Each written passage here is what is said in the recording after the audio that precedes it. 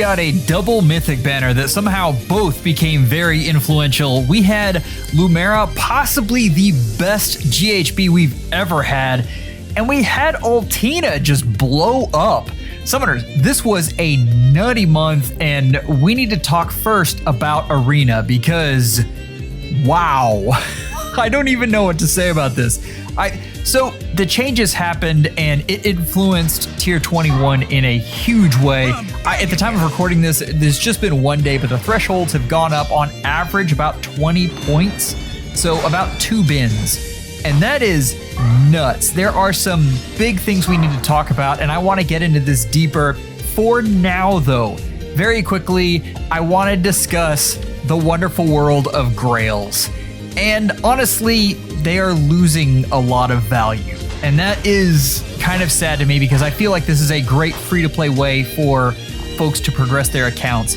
And they're still...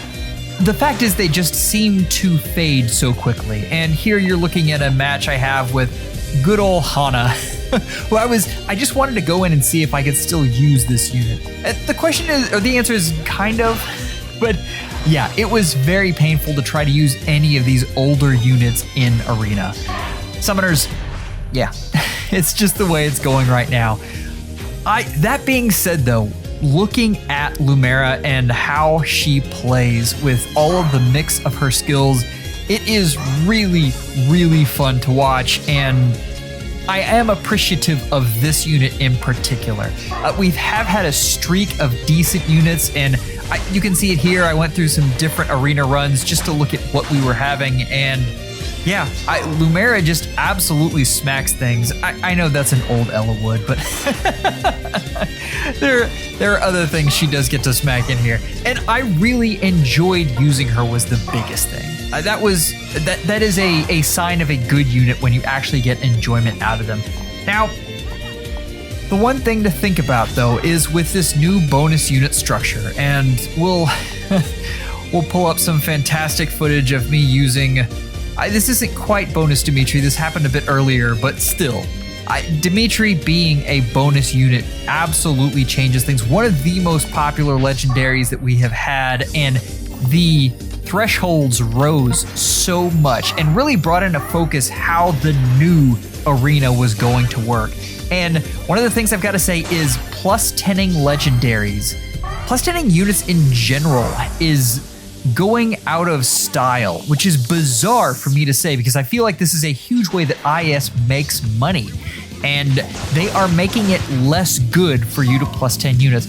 Right now, I do believe that the only units you should be plus 10ing, unless they're your favorites, which I completely understand, are duo heroes.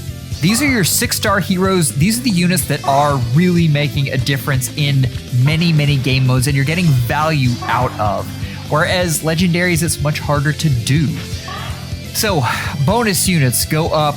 The last thing I want to talk about is Close Call 4, and I wish I would have saved some of my Alir footage when I got to do Arena with her because she was a lot of fun. The thing is, when you look at a skill like this, it brings in a lot of different things that are great, but it also adds in a faux positional thing here. So where you're hitting a unit and then backing off. And that can allow you to take on fewer units at a time. So you get a unit like Lumera who's so good, you run in and snipe one unit and then actually get that back off. Now, whether you have a Dancer or a Change of Fate Crom or nothing at all, that means it is more likely that that unit will survive, and that is very good for the player base in general. I think this is the best B skill for Arena right now, and yeah, Summoners, if you want to build a score bot for this mode, that is your B skill. So next up, we need to talk about Light Season, and Summoners, I know this is weird for me to have Gale Force tick down just a bit, but understand that it had nowhere else to go. It became a kind of a backseat thing that rarely happened to something that you had to be able to do. And so defenses have kind of started to accommodate. That's not to say it's a bad strategy. And Summoners, you need a Gale Force team in Light Season, but just know that if you rewound to 2 weeks ago, this would be a strategy that you could take on just about any of these defenses. And now it's just less good. But understand, it is still very, very good, and you guys should enjoy using it and definitely bring one of these teams in. But you know, there are other things that are taking the spotlight here. And let's talk about Yuri. Really, this is a hit and run strategy, and he represents kind of a sea of different units that are being very, very good at this. The 3 movement infantry units in, I guess, basically him and Nino are fantastic. But any of these units that have disarm trap, so they're daggers, really shine. And I have seen a lot of crazy things done with hit and run, and you're seeing it here. And this is a team that really has no business winning this, and they do. This is a full set of buildings at the very bottom, but they're very well placed, especially that tactics room. And keep in mind, we are about to get Leo into the meta, and he is a portable tactics room that can hit 2 columns in 1 round. Hit and run is about to get very good, and I think in light season you are going to enjoy it even more. Next up, we have Pathfinder. This actually goes for both seasons, and I have been seeing Pathfinder gain more and more more and more traction. It is really, really powerful, and unless you come in with a Milla or a Bridal Fjorm, for the most part, you're going to be able to take out some units before the opponent can do anything about it. That's not to say that doesn't happen. There are definitely teams that have those units, but we aren't in the type of meta where one defense just rules them all. And thank God for it. I was so tired of Katria Balls just absolutely dominating the meta. Now we want to talk about Peony, and this was a matchup I had.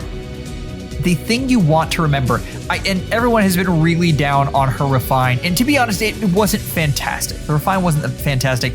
The remix was good enough, and especially in this meta, really helped a lot of things that were problematic. Right now, you're seeing Dimitri, and Peony is Dimitri's absolute best friend. Understand though, when you're talking about unit, you're seeing 76 damage right there from that unit.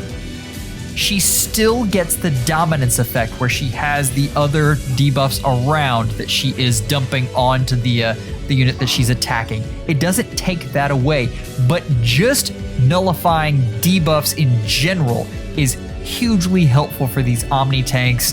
And even save balls, although you're probably not going to see just a whole lot of save balls. But Summoners, I think this is a very powerful unit, and I hold to the thing that you really should be looking to plus 10 Peony. I talked about not plus 10ing units. Mythics are the one exception there. Duos and Mythics. And unless they change that, those are 2 very, very powerful types of units, and I think you guys should really look at Peony in her remix. Have I said that enough? Gotoh! Oh man! Summoners, I missed the boat on this unit. I feel like we just need to sit back and watch what's about to happen, because this is something absolutely incredible. As you see, yeah, this is triangle attack Lilina coming in and doing nothing. Triangle attack with Deadeye Crom doing nothing. What do we have up next? Triandra, but ×4 doing nothing. I'm not saying this unit is the answer to all defenses. There's Faye. Nothing. I was so shocked. This unit is good, and in particular, this unit is good in a role that is basically dual tanking, which I just abhor for the most part. And here we are in a meta where they're starting to encourage it, and I don't know what to do with myself. With this Dimitri / Gotoh team, I took on just about everything, and Summoners, They are a really good combination. If you wanted to plus 10 this unit, I wouldn't advise it. I don't think units like this age well, but if you've got a +0 and that's all it takes, I think you can have a lot of fun in light season with this unit. Summoners, I'm as shocked as you are. I did not expect for this unit to be this good. So I don't have as much to talk about with Astra Anima because a lot of that is still a bit stagnant. We are seeing some movement there, and I'm anxious to see how things pan out this week. So next month, we should see a lot of new stuff here. I do want to talk about Elamine and the fact that the way they are dealing with Elamine, and they're basically giving you so many things to pick between that you can't cover them all, and Elamine gets less value.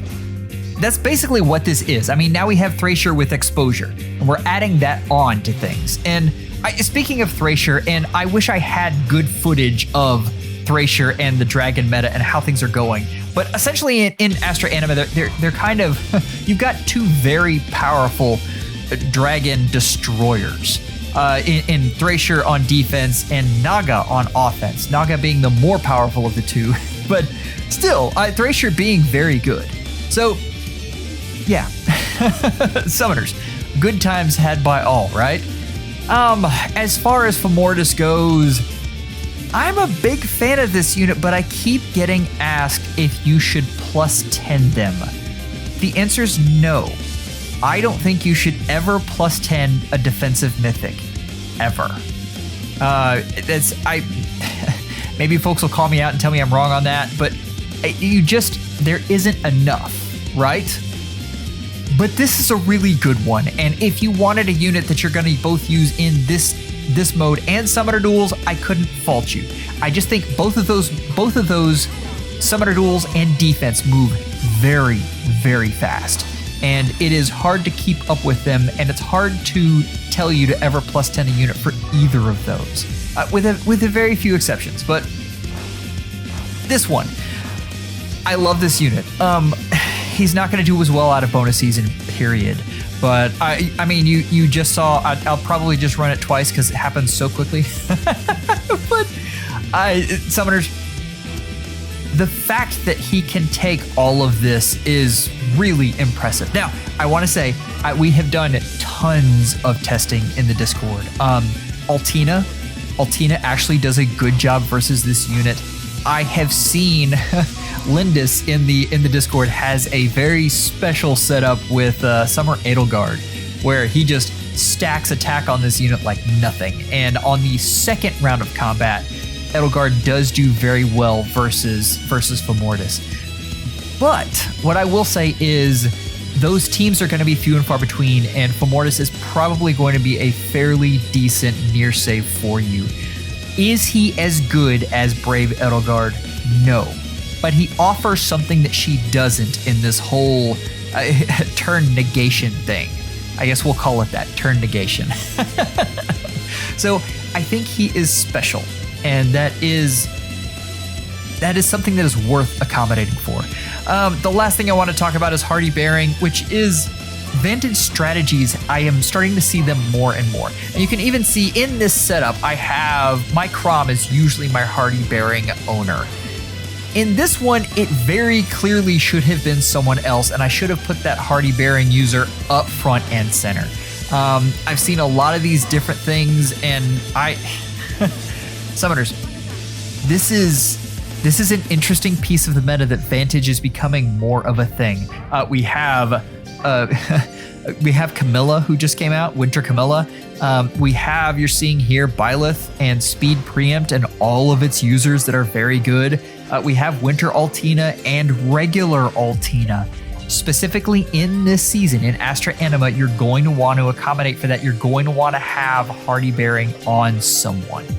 Chaos season is chaos. I mean, I guess that's what they were going for, and that's what they got. I've got to say, sweep effects are really important in this, and I've got wind sweep up there, but just sweep effects in general.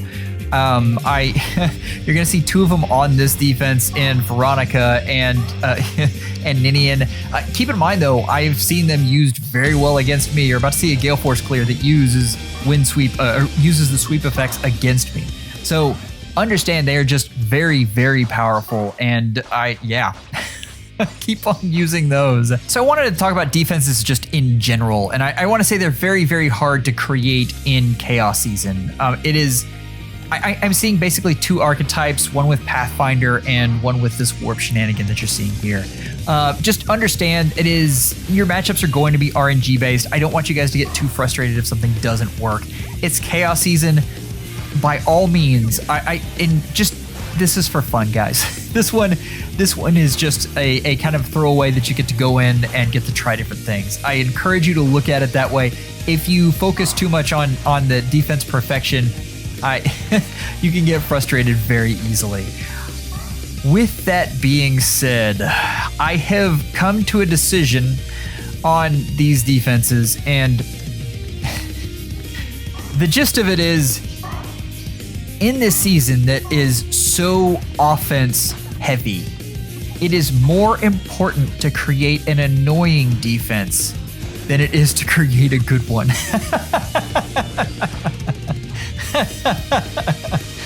Oh man, that is not something you want to see around, right? But it's true. You need defenses with gimmicks that can do unexpected things, because look at this perfectly done offense here. Like, this is designed to go against this team. And unfortunately, there's just a last minute thing here where Ninian completely overpowers Edelgard because they can dance and move. That's the kind of thing I'm talking about, summoners. There are, good times, right? But if you're making a defense, you need to make things that are unexpected. It's why I don't like Catria Balls as much on this. They're too predictable. So anyway, let's talk a little bit about Gale Force, and I've seen that actually come to a rise. Just to be completely honest, the quality of defenses I feel have been going up.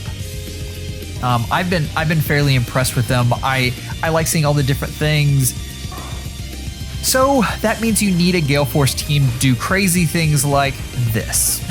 We talked about sweep effects before. This is a stupendous clear. Like, this was my only loss, and how do you get mad at this? Like, this is a thing of beauty here.